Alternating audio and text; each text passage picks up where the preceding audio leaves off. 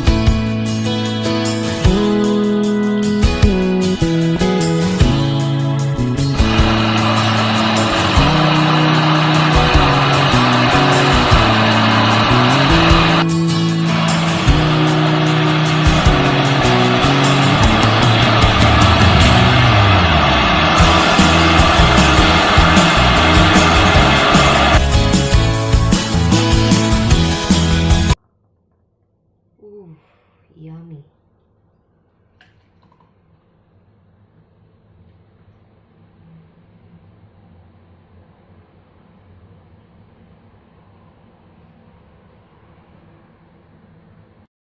Lagyan po natin ng chopped pineapple sa taas, sa ibabaw ng smoothie para mas lalo.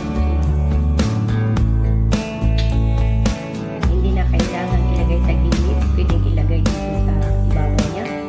Pwede na din. Ganyan.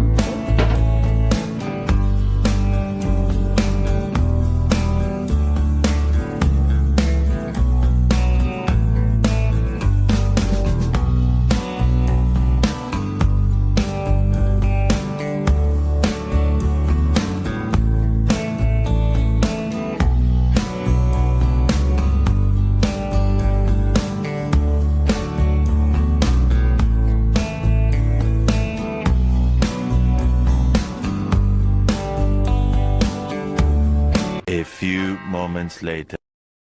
Hello there mga kaibigan. Ito po, tapos na ang aking carrot, pineapple, banana smoothie. Tikman natin kung ano ang lasa niya. Wow. Huh?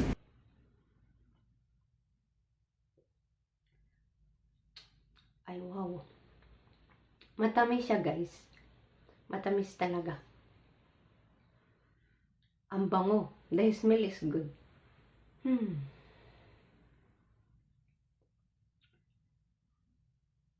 Really, I like the taste.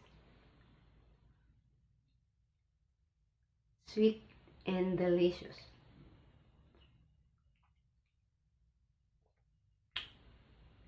Sarap niya talaga.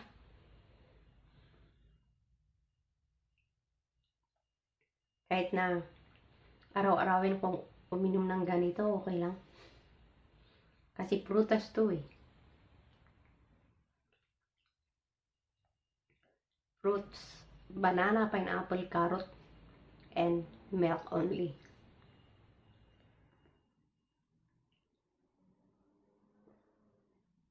Sorry. Ang sarap talaga.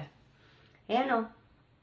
Yung isang baso, iniinom na ng aking alaga. Sabi niya, Hunhaw her. Sheshe ni. Oh, masarap daw. Salamat. Diba?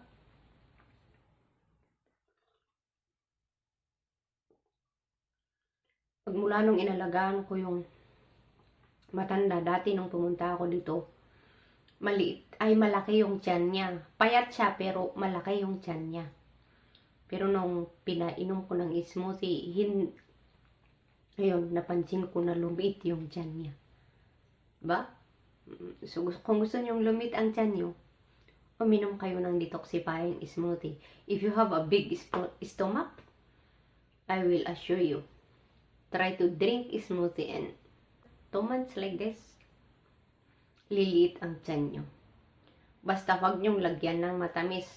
Plain fruits and vegetable only. Don't put sugar. Don't add any sweets. Just only plain, just only plain fruits and vegetable. Detox your body and I'm sure liliit ang tiyan ninyo. Ayan. Sarap talaga. Huwag kang maging tamad. Kung sabihin mo na maraming gawain ang paggawa ng smoothie, hindi totoo yan. Tamad ka lang gumawa kaya ayaw mong gawin. Madali lang pag-blend. Mag-prepare ka lang dyan, 5 minutes to 6 minutes, tapos na ang paggawa ng smoothie din. Inumin mo. Huwag kang kumain sa umaga. Gawin mo itong breakfast, ganito lang.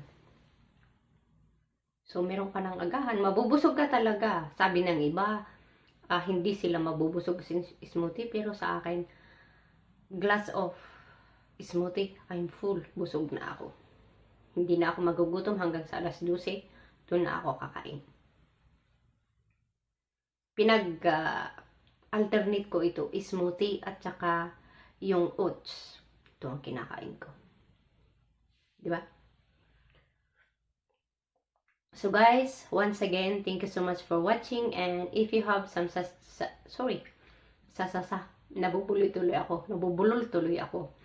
If you have some suggestion, just comment down below and have a nice day.